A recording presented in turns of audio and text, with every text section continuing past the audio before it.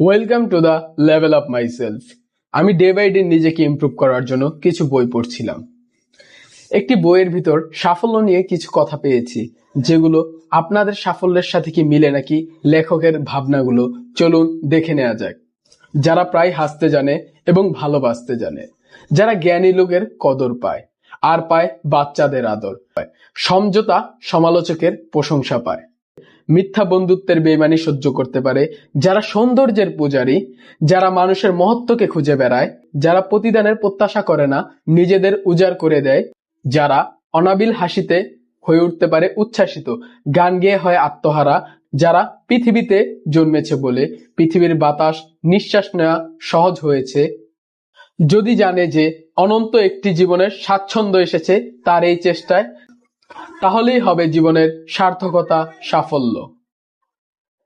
আপনাদের সাফল্যর চিন্তা ভাবনার সাথে লেখকের সাফল্যের চিন্তা ভাবনা কি মিল পেয়ে থাকলে কমেন্টে জানান। Thank you for watching this video. Bye by.